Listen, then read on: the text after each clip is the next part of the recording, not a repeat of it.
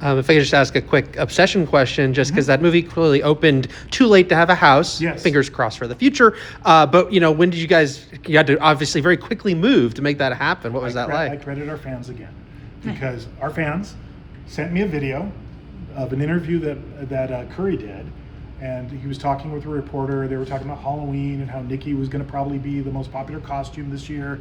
And the reporter asked him, "How do you ever go to like Halloween Horror Nights?" And he goes, "I go to Halloween Horror Nights Hollywood every year. I'm a huge fan. It's one of my favorite things to do." And they just, that's what our fans, they always do that. They always send things like, "Did you see this?" And I'm like, "Oh, that's interesting." So literally right after that, I was like, called a friend at Focus Features, and said, "Hey, can you get me on the phone Curry?" And said, "Hey, I'm going to grant your wish," because he was like, "It would be my wish just to see, like literally my wish to see Nikki at the event." And I said, "I have an idea. Let's talk." And he was really cool, and like I said, he's a big fan of the event, super supportive. So he's, he fully endorsed us doing it. So yeah, really, really late. Like really late in our cycle. Like people thought, like I was like, "Hey guys, guess what we're gonna do now?"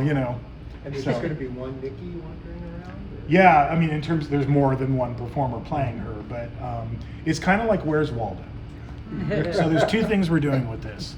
I'm combining something I used to do a long time ago, back in the days when Twitter was Twitter, that we called the Twitter password. And I used to just tweet out every night a different password and say, "Hey, if you see a character in the park, give them this password and you might get something in return." And it started actually with Eli Roth with Hostel, because when I was working with Eli, I was like, I don't know, like 2011 or something. It was a long time ago.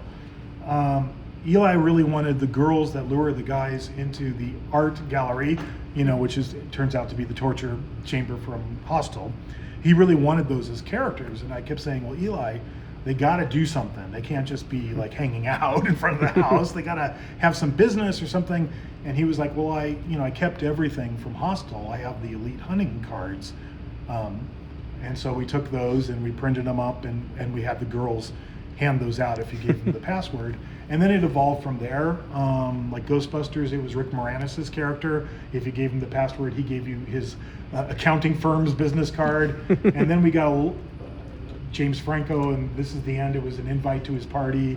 It was just all these different things. But then the last year we did that was 2019, and then we just kind of stopped doing it, and just kind of. But the fans, it never kind of died in the minds of the fans. They collected them. They wanted to know if we were ever going to bring it back. So we're working with our social media team right now. It'll probably be Instagram Story, which is where we're going to do the password.